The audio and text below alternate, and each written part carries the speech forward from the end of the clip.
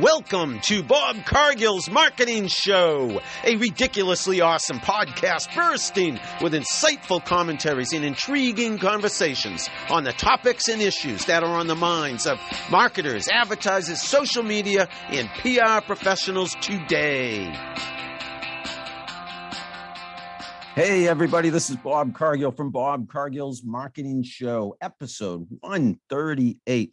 Love it. Love my podcast. Love interviewing my guests. Love providing you with marketing and social media short commentaries, and love my listeners. Thank you so much for supporting Bob Cargill's Marketing Show. This podcast is available on Podbean and pretty much wherever you listen to your favorite podcasts. And I hope my podcast is one of your favorite podcasts.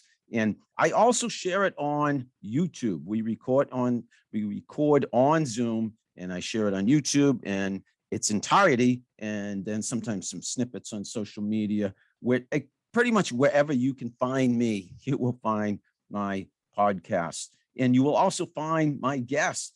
Yes, I try to include guests on this show. At least I'd say every 1 out of 3 podcasts or so, maybe a little bit more than that, who's counting. But that is my goal, to bring you very fascinating, very knowledgeable, very ridiculously awesome guests, people who are specialists like myself in marketing, social media, and related fields. And today, I am so happy to introduce you to Brian Hurst. Brian is somebody who works with me on the social media for AMA Boston, or we could say I work with him. We are teammates, we are colleagues, doing a lot of the social media for AMA, American Marketing Association Boston. And also, when I looked at Brian's LinkedIn profile this morning, I noted, and I hadn't noticed this before, Brian, but we're both graduates of UMass Amherst. But Brian, enough of me talking. You're the guest. I want this to be all about you. So tell everybody who's listening and watching a little bit about your background, your professional journey up to this point in time. Absolutely. How is it going, everyone? Brian Hurst, originally from Walpole, Mass, home of the prison, as some people, much chagrin, would know that. And been a winding journey through the world of CX and customer success now.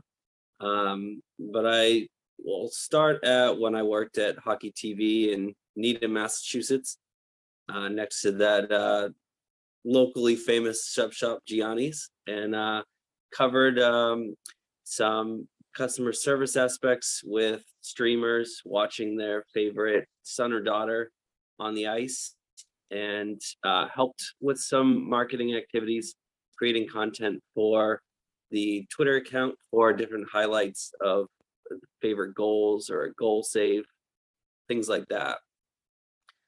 Then my journey continued on to a education tech company where I did more CX work there, and then eventually to my current employer, which is an email marketing provider here in the greater Boston area.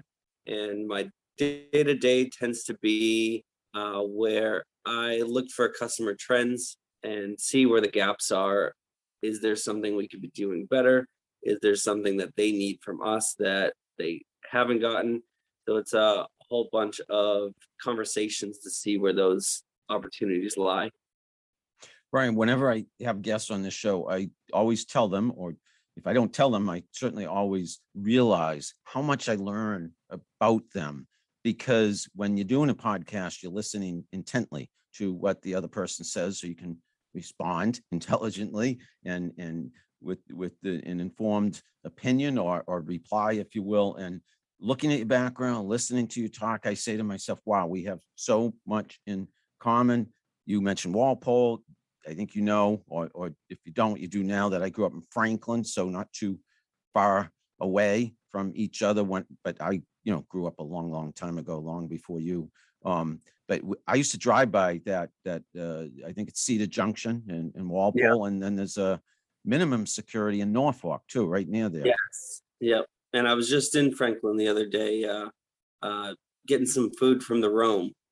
Hey, a plug for the Rome. The Rome is an iconic restaurant in Franklin, so you must No, you must be a foodie, or because Franklin, that the Rome is famous. It's been there forever. Yeah, it's always a good time and a good food to grab. I was actually heading to my side work at the Xfinity Center at a concert. So Down in Mansfield. Geez, oh, yeah, look at, we travel in the same circles. The Rome is owned by the Kalachi family. I believe, at least it used to have been owned by them. And I'm thinking it still is the Kalachi family. The Rome is a great restaurant. And I think that's really neat that you yeah, got some food there. And then UMass Amherst. Me long before you, but I walked the campus of Amherst for a few years and got my undergraduate degree there a long time ago. And that's where you went to school as well. definitely. I, Was in I the marching band there and did resource economics as a major, and uh, it was definitely a lot of things going on that I didn't experience before. So there was a lot of learnings there in professional and personal capacities. Isn't UMass Amherst a great school? I loved it there. It continues to rise, and always good food there with the award-winning Yes, dining. great food. So not only did I go there, my stepdaughter Sophie went there, and my son Ben went there, and you went there, Brian. And you're right, the food, they've been awarded, recognized many times for their great food and dining services.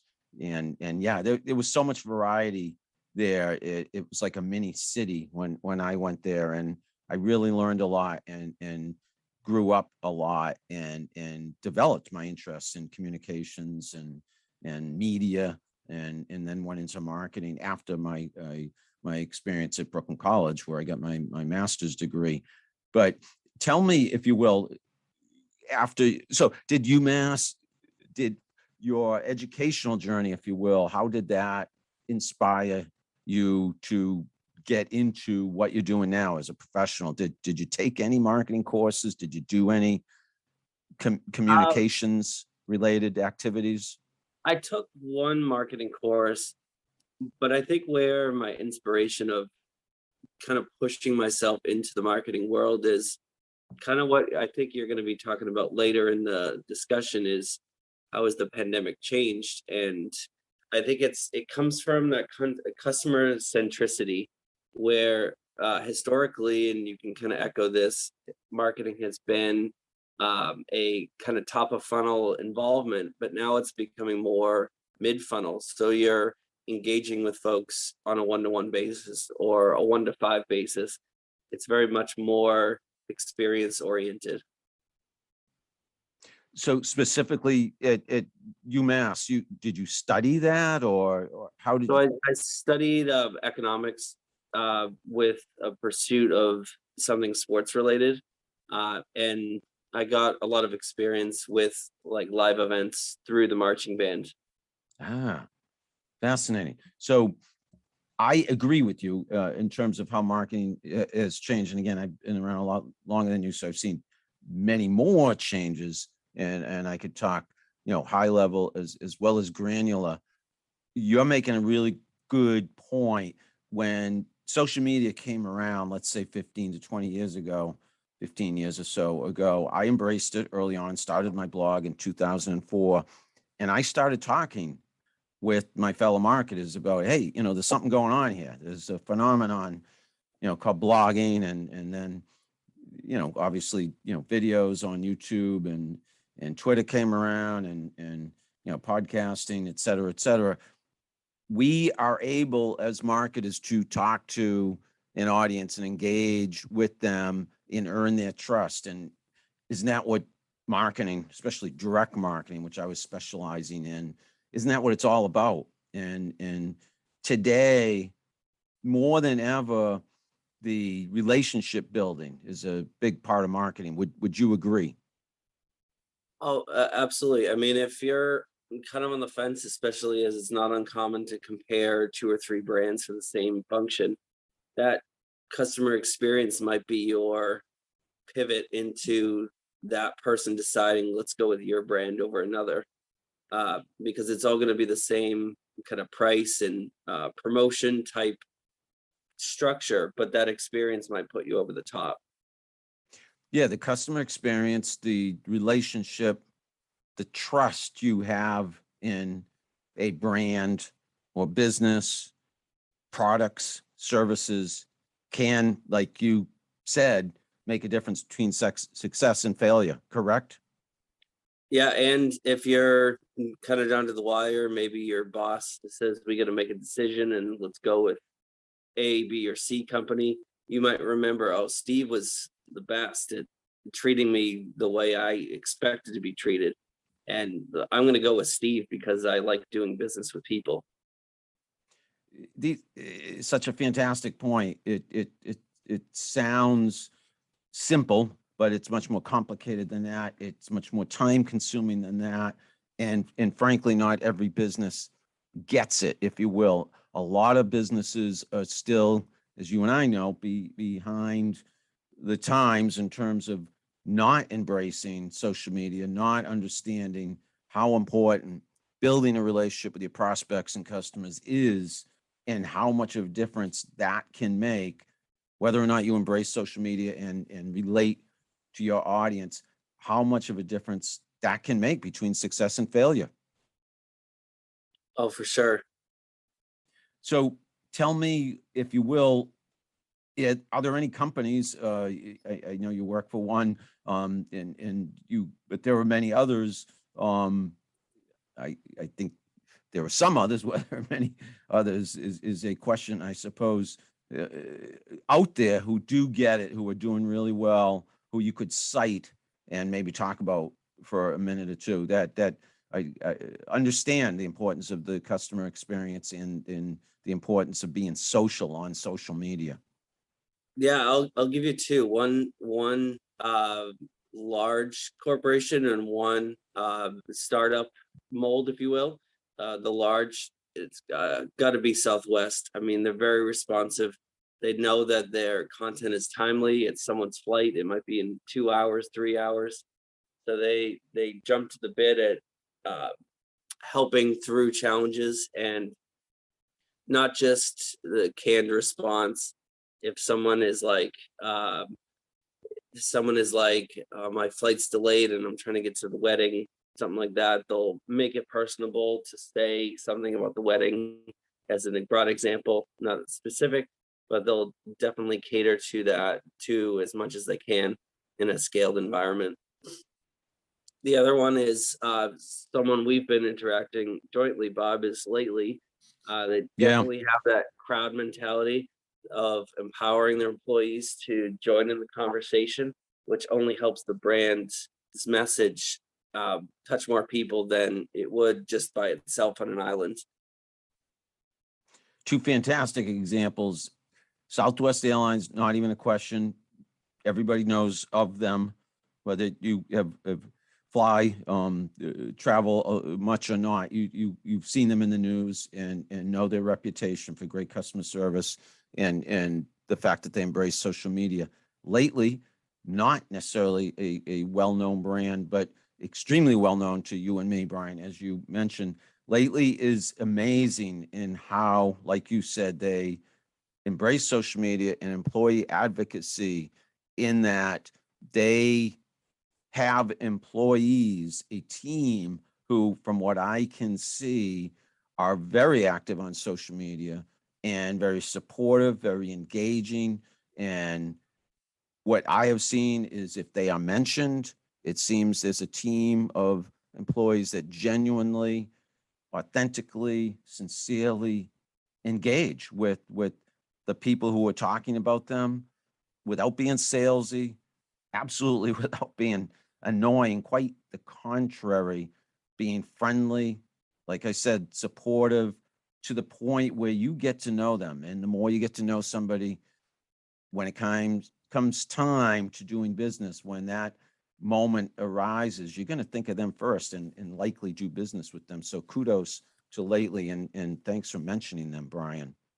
Yeah, and the empowering that Kate Bradley Chernus does with her team is Yeah, pretty neat. she's To say, amazing. let's do it all. Yeah. Kate Bradley Chernus, yeah, you and I have met her online, not in person. I don't know about you. I haven't met any of them in person, but with the pandemic, number one, with geographical distance, number two, and just that we are so active on social media and online in general. A lot of the people we meet, we know and trust, but we haven't met them in person, uh, perhaps. Are there any resources that you would consider your go-tos, whether they're blogs, whether they're individuals, whether they're books that you count on to arm yourself with knowledge and information? I think one that stands out is one that caters to the noise of today. There's just so many resources out there, and how do you get the best bang for your time rather than the best bang for your buck, if you will. So I use Gary Vaynerchuk's marketing for the now, because the segment is pretty unique in the sense that it's one question for the segment, and each guest has about 12 minutes. So it's very short, sweet, to the point, and the guests he brings are pretty remarkable, and you just never know who's going to be on there.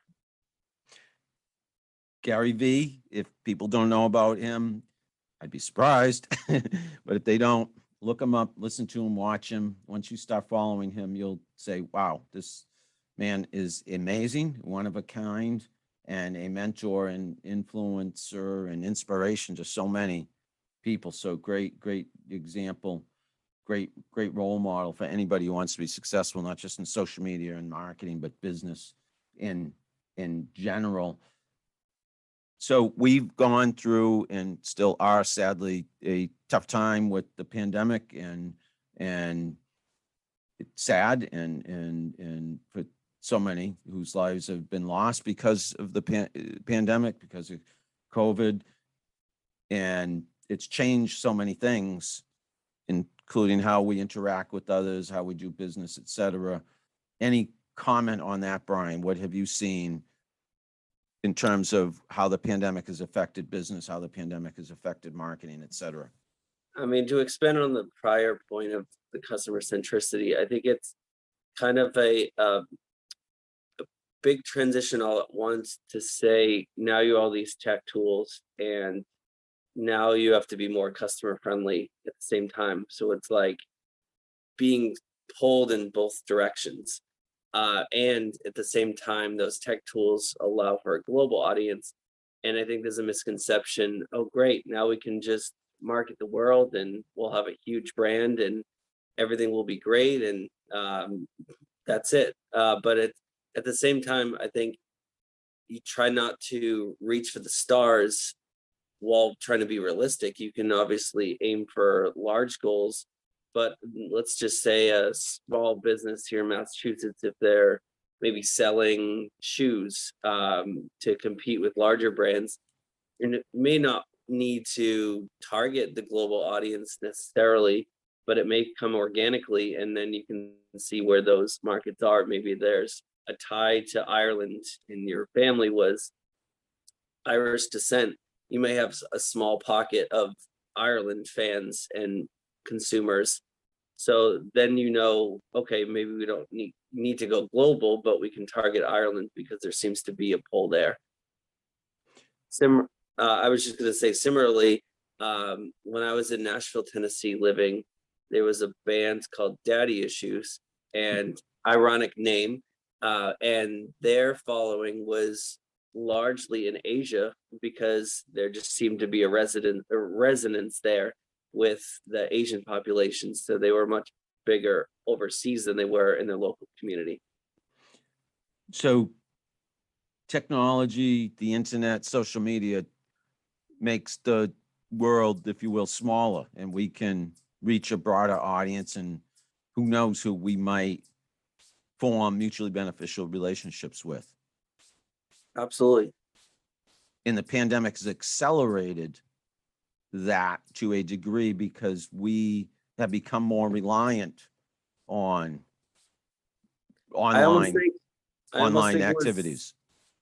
it was a buy-in early on in the pandemic. Like, what else are you gonna do besides sit at home? Or um, that was pretty much it. So it was like almost like a time filler to buy in earlier than something normally would occur. If Twitter Spaces had been released, say in 2018 or 17, that might be a much larger buy-in curve. There's a book here, Brian, somebody's probably working on somewhere. Maybe you or I could beat them to it in terms of how the pandemic has changed marketing, because that's our particular area of expertise. But we'll save that for another day, that a conversation there. Maybe we both, after this podcast, need to get to work writing that book and beat everyone to the punch and become famous best-selling authors. There we go. Someone's working on it. How the pandemic's changed marketing, social media. There's gonna be lots of books, lots of documentaries on that. But you mentioned Twitter Spaces. I'd be remiss if we did not talk about Twitter Spaces. So I mentioned when I introduced you that you and I work together, along with a few others, along with a ridiculously awesome team of social media folks for AMA Boston, the American Marketing Association Boston chapter. And you, as an individual, have taken the initiative and really spearheaded the movement, the initiative for us to be using Twitter Spaces so much. Tell people, I don't want to steal any of your thunder here because it's been all you leading the charge. Tell us about Twitter Spaces, how it works, what have you done with regard to Twitter Spaces in AMA Boston? So Twitter Spaces is a medium that allows for audio only collaboration. It can be used in a number of different formats. You can have a guest panel. You can just do an impromptu chat like Bob. You could just host one on social media practices after this podcast if you wanted. So it allows a lot of flexibility there, and you incorporate event planning into it. You incorporate questions and Q&A, and it's just a fun way to interact with folks in a loose environment. Like, you don't have to prepare for your appearance and getting ready. You can be multitasking and kind of life hacking, as people have said. So doing the dishes, you might want to listen to Bob's space at the same time and get two things accomplished at once, listening to great insight as well as getting those dishes done. So it just allows for a lot of flexibility and collaboration. And because it is a global audience, kind of as we hinted before, you could be on a Twitter space with a host in Ireland, but there's a guest from China. So it can cover definitely all facets of where people are geographically as well. And then if you're interested in Italian food, you might be able to tap into someone in Italy that can give you that local insight a lot faster than if you were to try and research it. And maybe that's dated at the time. Maybe not so in cooking, but in definitely marketing and business, that may be a lot more relevant to get someone's opinion real time. Yeah, you made so many good points about Twitter Spaces, the fact that you can multitask. Perfect example. Last night, you initiated a Twitter Space for AMA Boston with some fantastic guests, fantastic speakers. And I was in the car. I tuned in before I started my car and left the parking lot where I was. And for the first 20 minutes or so on my way home, just listened. In fact, I heard you say, "Hey, Bob, do you want to say anything?" But I couldn't look at my phone. I couldn't press any buttons. So I was multitasking. And when I get home, then I hit, microphone on and got my chance to be on stage, as we call it, on Twitter Spaces and ask a question. Twitter Spaces has taken off remarkably so. And absolutely, the idea of audio, I think, perhaps was underestimated, has been underestimated, the power of it and the popularity of it. by marketers and business people. And frankly, I think if they're not paying attention, they're going to miss the boat. There are so many opportunities, as you and I know, because of Twitter Spaces and podcast and any audio media, if you will. So what about any particular Twitter Spaces you've run for AMA Boston? Anyone in particular stand out as especially successful, or what has it done for our share with the public, our social media channels? What has it done for our audience?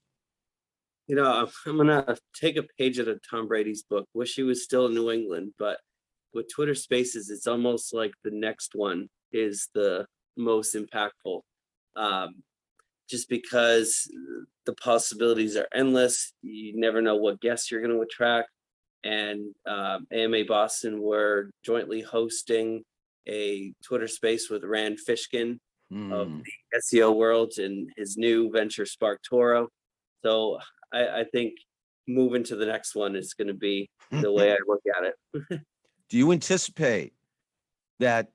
So I know we've had, AMA Boston has had, and again, with you leading the charge, perhaps a few dozen, I don't know the maximum number of people we've had on one of these, but I would imagine that could be a big one. I mean, you could have over 100 people in one of these things, right? That's realistic and possible, correct?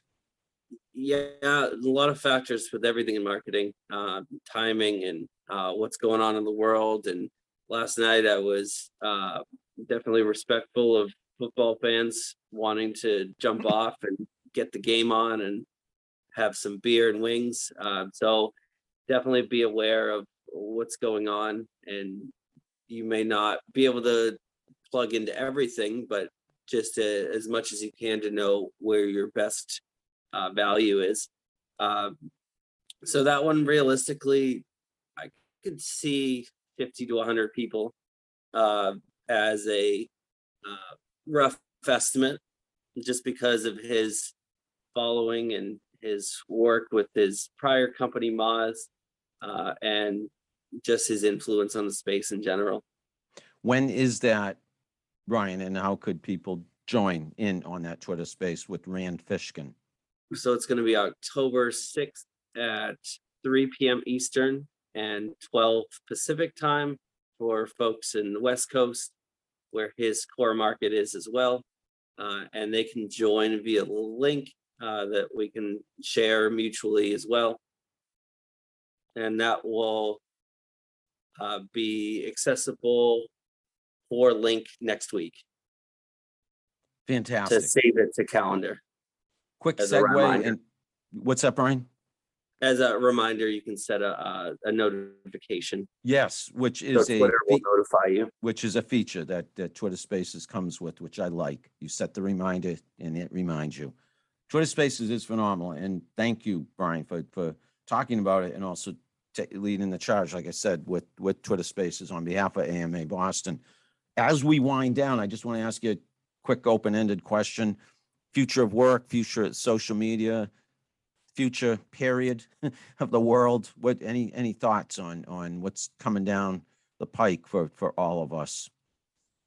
I think for years work has been so structured, and I think this pandemic is allowing for that flexibility to foresee.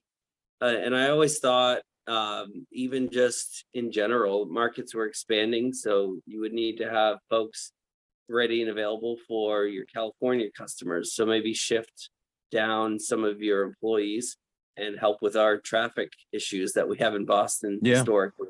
Big time.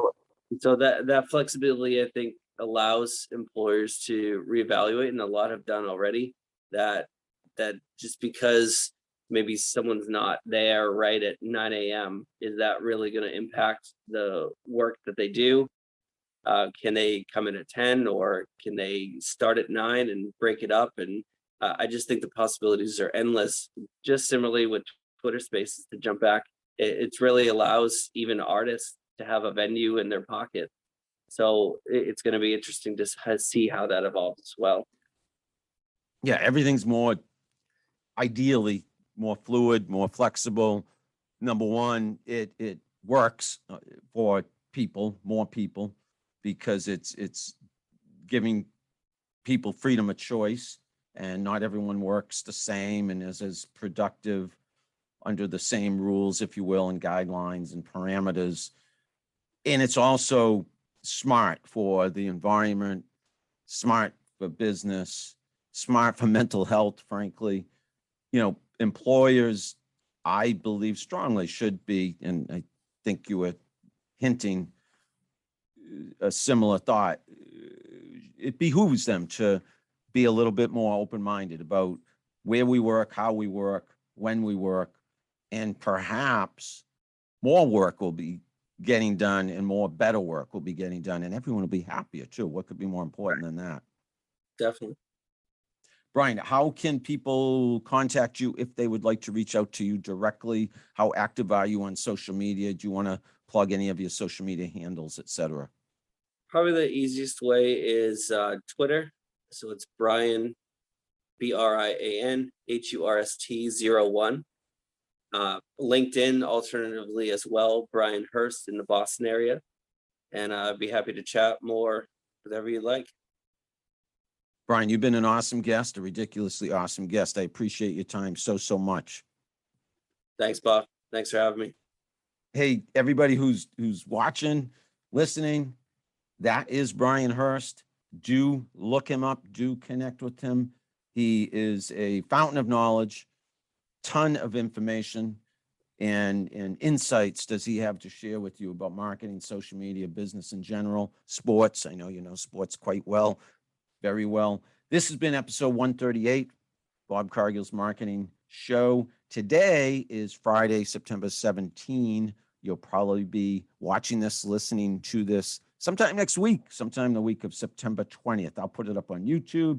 You'll listen to it on Podbean. And again, wherever you like to listen to your favorite podcasts. And I hope Bob Cargill's Marketing Show is one of those favorite podcasts. So thanks, everybody. Thank you again, Brian. Appreciate it. Bob. And we will talk to all of you again soon. Thanks, everybody.